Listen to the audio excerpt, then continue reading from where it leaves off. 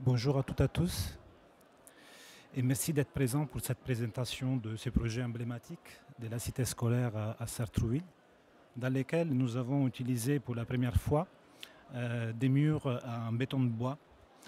Je m'appelle Alessandro Maiolatesi, je suis architecte et co-gérant de la société Officina qui est basée à Paris et à Nantes. Bonjour. Donc moi je suis Fabien Panel, responsable de l'activité béton de bois chez Spurgin. Donc c'est nous qui avons fabriqué les murs en usine qui ont servi à la réalisation du chantier de la cité scolaire de Sartrouville qu'ont imaginé les architectes de Officina Architecture. Voilà, je vous présenterai plus en détail le béton de bois après. Donc nous allons regarder une petite vidéo.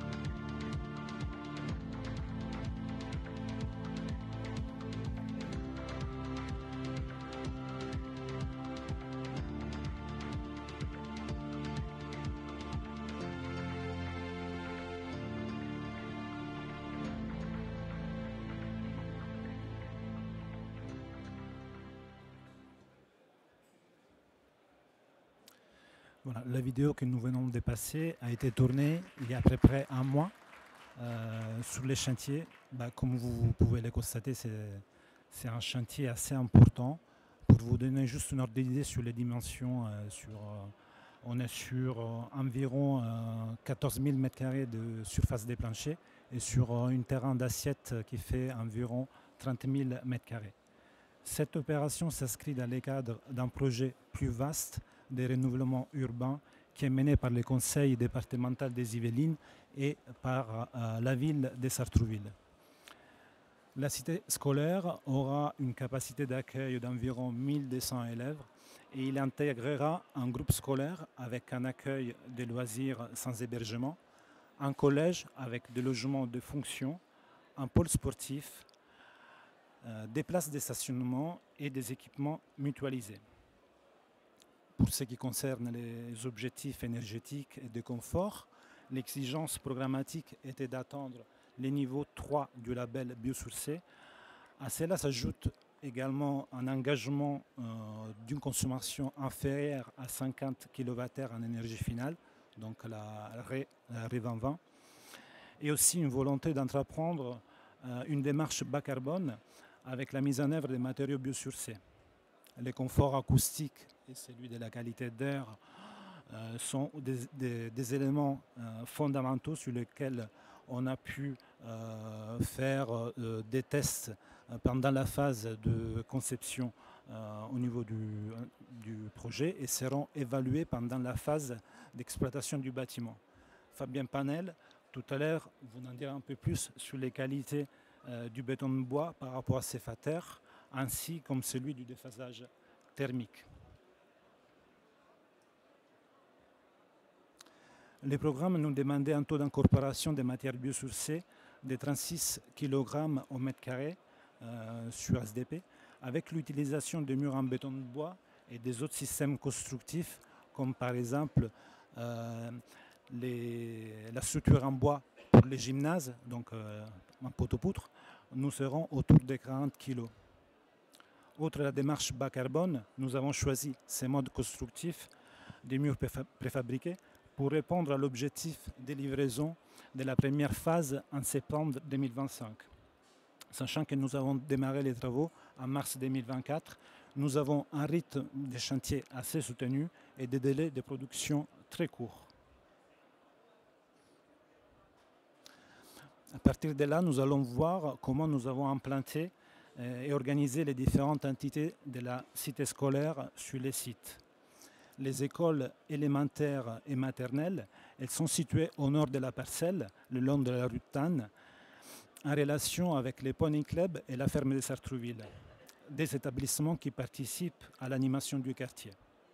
L'établissement scolaire le plus imposant, les collèges, il est situé à l'angle sud-est de la parcelle, sur le boulevard des Besons, en lien avec la nouvelle gare SNCF pour une meilleure desserte et visibilité.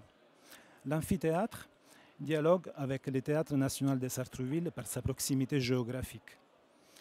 Et les équipements du pôle sportif, les gymnases, la salle de danse et la salle polyvalente sont accessibles depuis le boulevard des Besons au sud de la parcelle, ainsi que les parkings intérêts. Enfin, le plateau d'évolution, il est près de la zone pavillonnaire. Il a clairement l'ambition de former un espace tampon entre les tissus pavillonnaires et la partie construite de la cité scolaire. Les nouveaux logements sont situés au nord-est de la parcelle et dialoguent avec les quartiers résidentiels de Sartrouville. Notre ambition était d'inscrire ces vastes programmes dans une composition cohérente dans laquelle chaque entité était indépendante du point de vue de la gestion. La cité scolaire est destinée à la fréquentation des élèves, mais aussi à celle du public, et notamment des riverains qui pourront y accéder en dehors des temps scolaires grâce à des équipements mutualisés. La cohésion des édifices de la cité scolaire, que vous pouvez voir sur le schéma de droite, est possible grâce à la canopée. La canopée est une structure couvrante qui lie les trois établissements, concentrant les flux piétons afin de les guider à travers l'espace.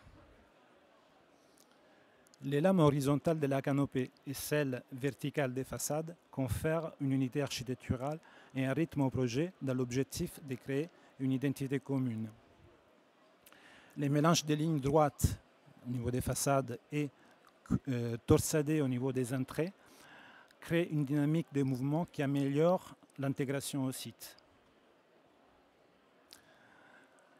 Les traitements paysagers créent un lien fédérateur entre l'espace de sociabilisation, qui sont les trois cours des écoles, et aussi au niveau des toitures terrasses comme un support végétal et dans les séquences d'entrée. Enfin, pour la partie des systèmes techniques, nous avons fait le choix d'avoir un système de production vertueux avec une chaufferie biomasse couplée à une production gaz, compenser une partie de consommation électrique par la production locale d'énergie avec des panneaux photovoltaïques, équiper les CTA de récupérateurs de chaleur à plaques à très haut rendement et des modules de rafraîchissement adiabatique indirect, et enfin avoir une récupération des chaleurs effectuée à l'aide d'une CTA double flux à haut rendement d'échange. Je te laisse la parole pour la partie technique. Alors, le chantier a été réalisé par l'entreprise Léon Gross et GCC. Il a été posé 6000 m² de murs béton de bois. Vous le voyez, ce sont des panneaux de bois préfabriqués en usine d'une taille qui peut varier entre 5 et 8 mètres et entre 3,30 m et 3,70 m de haut. Ces panneaux sont assemblés sur chantier. On met 10 à 15 minutes par panneau, ce qui fait qu'on avance très vite. Et ce que disait Alexandro, c'est qu'on a pu respecter les plannings. Du coup, l'entreprise de pose a pu respecter les plannings. Spurgin, aujourd'hui, nous, on est, si vous ne nous connaissez pas, on est préfabricant de prémurs, c'est-à-dire ces deux pots de béton dans lesquels on recoule un noyau de béton prêt à l'emploi sur chantier et on livre plus d'1 million de mètres carrés de murs par an. Nous avons inauguré au mois de juin cette année, en 2024, une usine dédiée au béton de bois pour desservir la partie ouest de la France, nord et région parisienne, mais on peut aussi intervenir sur l'ensemble du national. On a une autre usine qui fabrique le béton de bois, c'est également à la Roque d'Enterron, à Aix-en-Provence. Le procédé n'est plus au stade expérimental. Aujourd'hui, on est au stade industriel. Et donc, on est une usine d'une capacité de 240 000 m² qui est capable de sortir tous les programmes souhaités. La gamme Spurgin, ce sont des prémures structurelles de 16 à 40 cm. On fait aussi des prémures esthétiques matricées et béton blanc. On fait des prémures isolées où on intègre l'isolant dans des applications spécifiques comme des gymnases, des prisons, qui permettent d'avoir l'isolation intégrée. Et puis une nouvelle gamme de béton de bois. La gamme de béton de bois, telle qu'elle existe aujourd'hui, c'est d'abord un mur porteur qui a été utilisé à la cité scolaire de Sartrouville en 30 cm d'épaisseur, on le verra ensuite, avec un chaînage béton armé qui assure la liaison structurelle. On a deux autres systèmes qui sont en remplissage dans une structure poteau-poutre. Et puis on a également un plancher nervuré avec dalle de compression qui apporte de la matière biosourcée également. L'ensemble de ces produits sont sous ATEX ou en cours d'ATEX de KA, donc on peut réaliser tous les chantiers avec.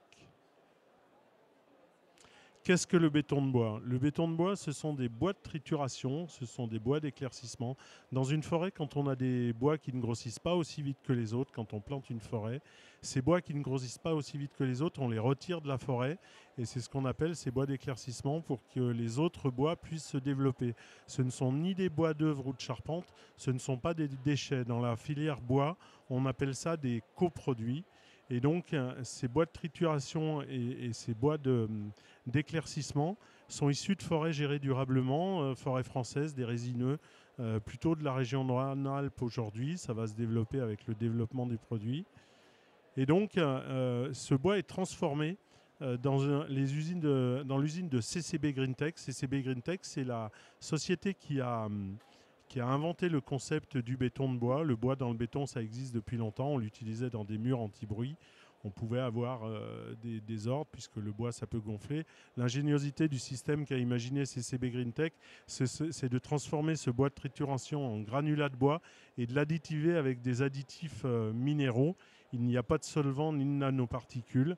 La société CCB Greentech, elle est présente également ici avec un stand. Et donc le procédé s'appelle Timber Rock. Et donc ces granulats de bois, ils nous sont livrés chez Spurgin. Et ensuite, nous, on va les mélanger avec de l'eau et du ciment, rien de plus. Il n'y a pas de solvant ni de nanoparticules. Alors le mur porteur qui a été utilisé, vous le voyez sur la gauche, vous avez un mur, il n'y a pas d'acier dans le mur. Il y a simplement 80% de bois en volume. Et puis on crée des embrasures. Les plans d'exécution des architectes sont repris par le bureau d'études chez Spurgin et vont être calpinés en panneaux de béton de bois. On a deux systèmes de murs porteurs avec chaînage béton armé. Un mur en 24 cm et un mur en 30 cm. Bien sûr, entre les deux, le choix se fait en fonction des performances qu'on souhaite. Alors l'intérêt de cette solution, c'est que dès le gros œuvre, on va avoir un impact carbone qui est négatif. Moins 11,4 kg pour le mur de 24 cm et moins 17 kg pour le mur de 30 cm. Et puis aussi, on va amener beaucoup de matière biosourcée, entre 44 kg et 56 kg en fonction de l'épaisseur du mur. Tout ça fait aussi qu'on a un mur qui a un confort d'été important avec un déphasage thermique compris entre 14 h et 17 h. Et donc, bien sûr, dans la FDES, l'unité fonctionnelle, c'est 1 mètre carré de mur béton de bois qui inclut à la fois le chaînage et les aciers. Donc, en résumé, le mur porteur en béton de bois, il ne bouge pas dans le temps, il ne gonfle pas grâce à ce procédé ingénieux développé par CCB Greentech. Le concept, c'est 15 années de recherche. Aujourd'hui, on a un recul nécessaire pour savoir qu'on n'a pas de désordre en façade, que la stabilité dimensionnelle est assurée. Il joue un peu l'effet de la hutte africaine, c'est-à-dire on conserve une température intérieure basse et constante en été, puisqu'on a un air intrinsèque entre 1,5 et 1,9 suivant l'épaisseur, et qu'après on peut rajouter un complexe d'isolation, mais on a une sensation de fraîcheur à l'intérieur. Ça résiste aux variations de chaleur, on en a parlé, c'est le déphasage thermique entre 14h et 17h. Il laisse aussi respirer naturellement et passer la vapeur d'eau. Il a un coefficient SD de 2 à 3 mètres. L'humidité migre de l'intérieur vers l'extérieur et donc ça évite le dessèchement de l'air. On a des très bons indices d'affaiblissement acoustique également. Il résiste au feu, il est A1, A2 non combustible et résiste aussi aux insectes xylophages et aux champignons. Ce système de mur béton de bois, il permet d'atteindre le niveau 3 du label bâtiment biosourcé, qui est un label d'État. Et puis il est aussi produit biosourcé, et ça c'est un label privé qui nécessite un minimum d'incorporation de matière biosourcée pour être validé. Voilà, donc la pose, ça se passe comme dans une maçonnerie traditionnelle. On va amener le panneau sur le chantier, puis ensuite les entreprises de gros œuvres vont finir de mettre les aciers tout autour et de mettre une planche de coffrage et couler ensuite le chaînage de façon à assurer la liaison structurelle. Voilà un petit peu ce qu'on pouvait dire sur le béton de bois et sur le chantier de Sartrouville. Je pense qu'on va vous laisser le temps pour poser des questions si vous le souhaitez ou revenir sur le matériau. Alessandro et moi sommes là pour répondre à l'ensemble de vos questions.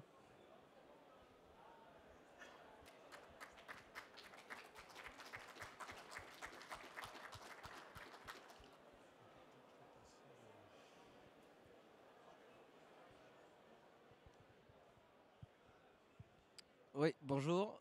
Merci pour l'intervention. Moi, j'avais deux questions. La première, c'est liée à l'épaisseur du mur en béton de bois. On est sur 24 cm, donc un peu plus épais que ce qu'on a l'habitude de faire.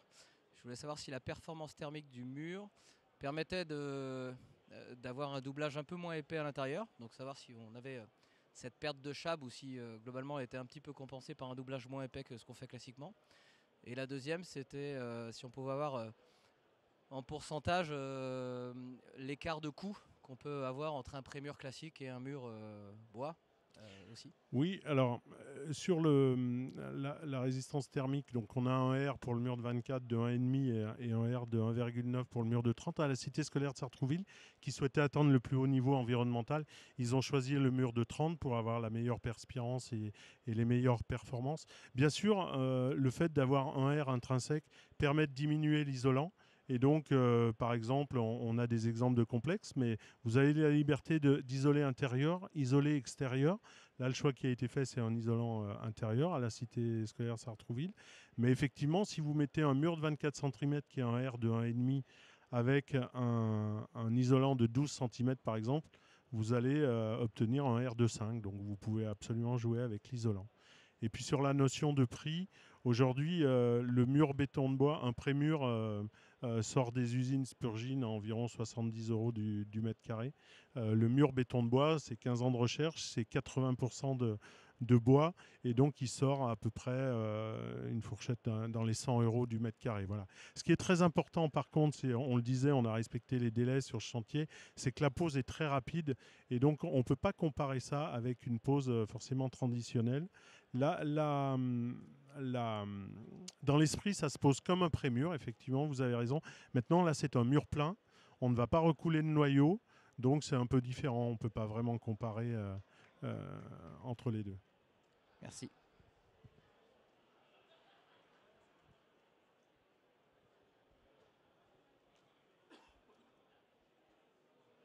J'ai un trou. J'avais une super question et je sais pas. Elle est partie.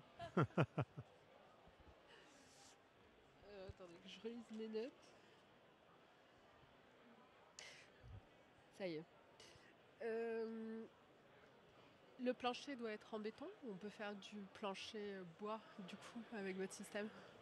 Alors on a un système qui fait des prédales en béton de bois. Structurellement, il n'amène pas grand-chose, simplement il amène de la matière biosourcée. Et si des architectes veulent conserver une architecture de façade telle qu'il le souhaite en béton teinté dans la masse par exemple, on peut amener la matière biosourcée par les prédales. C'est un plancher nervuré avec dalle de compression qui amène entre 38 et 50 kg du mètre carré de la matière biosourcée.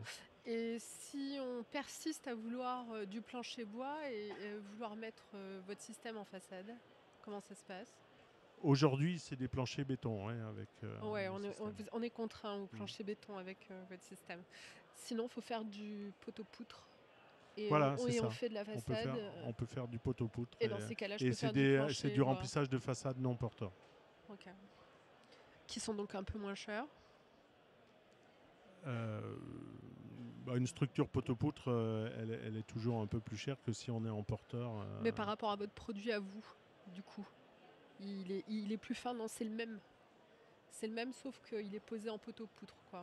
Alors, c'est pas tout à fait le même. Il y a une pose mécanique sur la pose poteau-poutre, alors que l'autre, c'est un mur porteur avec un chaînage béton armé. Oui, voilà, on coule Donc, sur place, en absolument. quelque sorte, les poteaux, quoi. Si vous voulez, le premier système mur porteur fonctionne comme un mur ossature bois et on a les façades non porteuses qui fonctionnent avec une pose mécanique dans une structure poteau-poutre. Ok, merci. Je ne sais pas si je suis clair. Mais...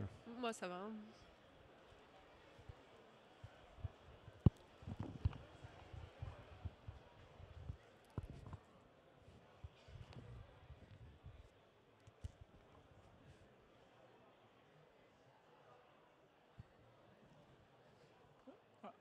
J'ai une petite question. Pour le schéma de mur avec la structure bois, j'ai vu il y a des chaînages en béton armé et le reste c'est en bois. Et du coup, la structure porteuse c'est le mur bois, quoi. C'est le mur bois, c'est pas le béton.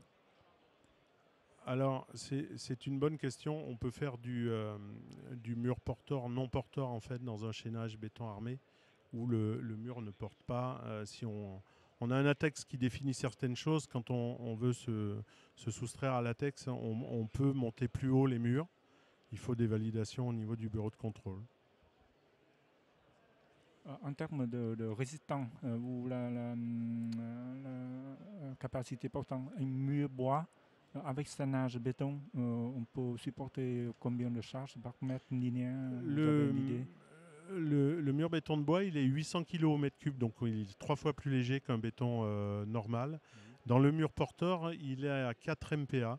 La résistance mécanique, c'est l'équivalent d'un aglo, c'est 4 MPa. Très bien, merci.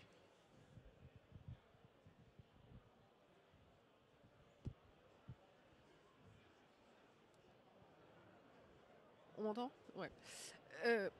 J'ai un doute sur la question qu'a posée monsieur, peut-être que je me répète. Vous êtes limité en hauteur? On est limité en hauteur? En fait, aujourd'hui, nous, on sait faire beaucoup de choses chez Spurgin, mais on a un index de KA en attente d'avis technique là, qui va sortir cette année. Et donc, l'index de KA, il définit la hauteur à 3,33 m sous dalle. Mais on peut monter plus haut. Après, c'est des études de bureaustructure qui permettent ça. Mais sous dalle plancher ou sous dalle de toiture? Non, plancher. D'accord. 3,30 m sous la dalle mais on par peut niveau. Superposer les Oui, bien niveaux. sûr. Là, Oui. on n'a pas de... Non. D'accord. Alors, le champ d'application du mur porteur, il est jusqu'à R+3, ou les D'accord. 3 derniers niveaux d'un bâtiment plus l'attique. C'est-à-dire que si vous avez un R+6, vous pouvez très bien faire que les 3 derniers niveaux du bâtiment et les 3 premiers niveaux en béton bas carbone. Tout dépend le niveau de matière biosourcée que vous souhaitez atteindre. Ça, c'est le calcul de la CV par le bureau thermique. Mais par contre, dans les façades non porteuses, on peut monter jusqu'à 11 étages, puisqu'en fait, on a un système qui est ancré net de dalle. Et donc, on va faire une structure poteau-poutre à l'avancement qui va permettre de monter 11 étages. Mais ce n'est pas ce qui a été choisi dans la cité scolaire de Sartrouville. C'est 3 étages en autoportant et 11 en structure non porteuse. Ok, merci.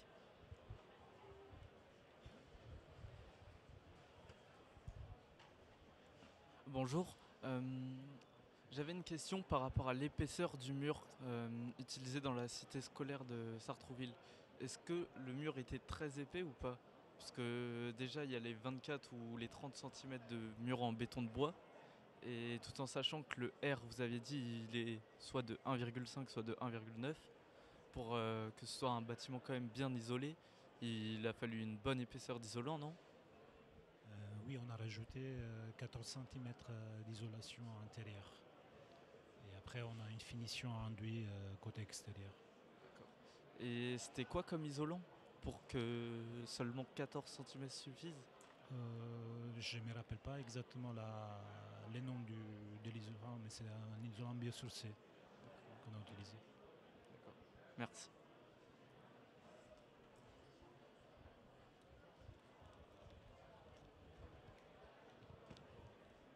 Il reste 5 minutes. Je ne sais pas si vous avez d'autres questions.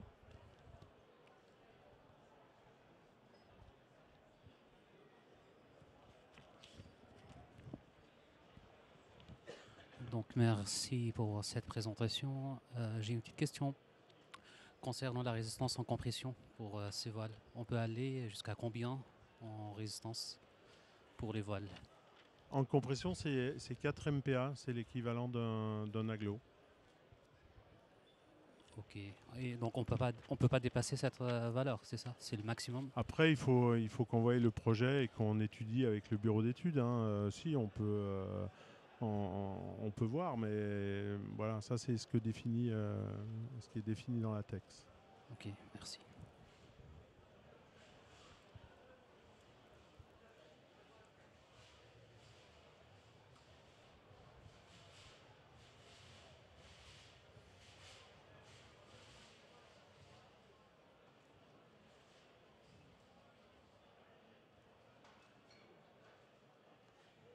Je sais pas, s'il n'y a pas d'autres questions, on va clôturer là. Merci de votre attention et puis n'hésitez pas à revenir vers nous. On est présent sur nous, Spurgin, on est au stand 18 dans le bâtiment, là, pas très loin. Donc si vous voulez venir vous renseigner, prendre une documentation, voir le produit en échantillon. Et puis Alessandro sera sûrement avec nous aussi pendant un temps si vous avez des questions sur le mur béton de bois ou les façades non porteuses béton de bois ou la prédale béton de bois. Voilà. Merci.